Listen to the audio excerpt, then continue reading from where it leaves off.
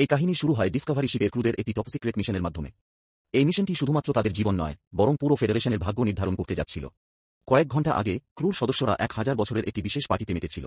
একজন যুবক তার ড্রিঙ্কে ভেসে থাকা ছোট ছোট জিনিস দেখে জানতে চায় সেগুলো কি। তাকে জানানো হয় যে এগুলো ফেডারেশনকে প্রতীকীভাবে তুলে ধরা নীল রঙের তারা। কিন্তু তাদের এই মজার সন্ধ্যা হঠাৎ করে একটি জরুরি কলে থেমে যায়। প্রেসিডেন্ট রায়লাক ক্যাপ্টেন এবং কিছু সিনিয়র অফিসারকে জরুরি ভিত্তিতে তার সাথে দেখা করতে বলেন। মুহূর্তের মধ্যেই একটি ডিভাইসের সাহায্যে তাদের চেতনা মহাবিশ্বের অন্য প্রান্তে স্থানান্তরিত হয়ে যায়।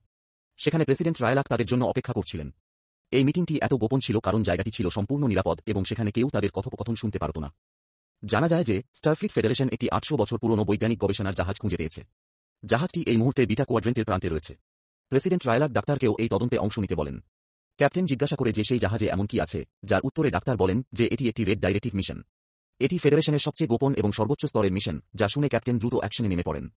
তার নির্দেশে পুরো জাহাজে তোলপাড় শুরু হয় এবং ক্রু সদস্যরা পার্টি ছেড়ে নিজেদের কাজে লেগে পড়ে।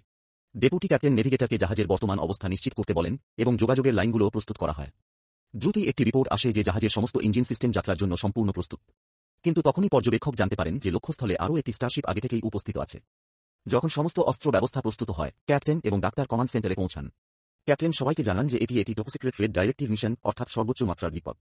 তাদের পরবর্তী গন্তব্য একটি জনমানবহীন গ্রহ, যার মাধ্যাকর্ষণ শক্তি অত্যন্ত বিপজ্জনক। এই মাধ্যাকর্ষণ শক্তির কারণে সেখানে যাওয়া কোনো মানুষই আর কখনো ফিরে আসতে পারে না।